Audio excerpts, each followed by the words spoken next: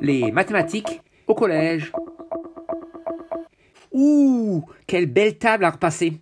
Ah bon? Je ne la trouve pas particulièrement belle. Et en plus, je trouverais pas droite, hein, trouve pas? Mais qu'est-ce que tu racontes? Tu es jaloux, c'est tout? Du calme. Je vais prendre quelques mesures et je vais te prouver ma conjecture. Pour t'expliquer mes mesures, je vais donner un nom aux différents points. Je nomme ces points A, B, C, D et E. Et je mesure que la longueur AC est égale à 41 cm, la longueur BC 39 cm, la longueur DC 67 cm et la longueur CE 70 cm. Ouais, super, ça m'intéresse. Admettons que pour ta superbe et parfaite table à repasser, les droites AB et DE soient parallèles.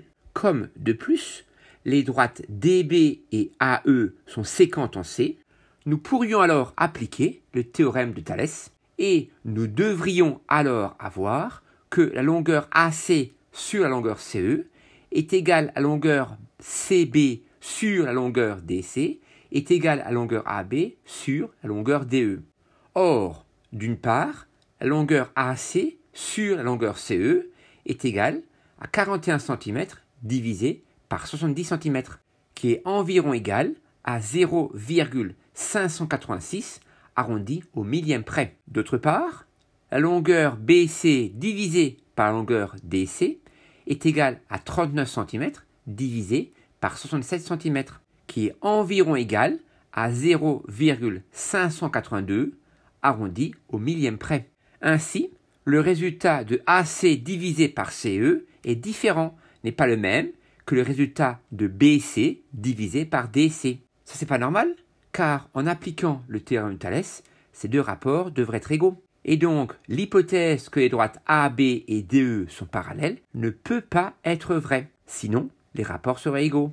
Et donc, d'après la conséquence ou d'après la contraposée du théorème de Thalès, les droites AB et DE ne sont pas parallèles. Cela veut dire que le plan de travail de la table à repasser n'est pas parallèle au sol.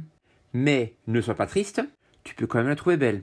Je suis d'accord, ton raisonnement est parfait. Mais il ne reste pas moins vrai qu'il faut que tu tiennes compte des erreurs de mesure. En effet, avec une mesure au centimètre, il est légitime de donner une marge d'erreur possible de 0,5 cm ou 5 mm. Mais comme tu penses être très précis, on va faire une marge d'erreur de 0,3 cm ou 3 mm.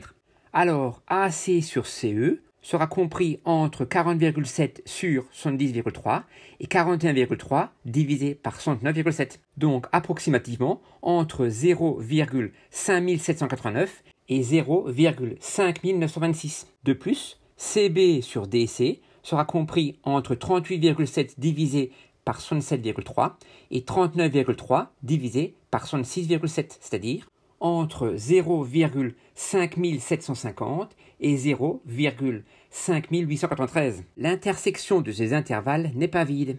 Cela veut dire qu'il est tout à fait possible, avec une marge d'erreur de mesure de 3 mm, de trouver des longueurs pour lesquelles les rapports sont égaux. Donc la conclusion de cet exercice dépend de la précision des mesures et de la marge d'erreur. On ne peut donc pas conclure sur le parallélisme ou pas du plan de travail de la table repassée et du sol. Moi je trouvais juste que la table repassée était belle, hein. C'est tout, voilà.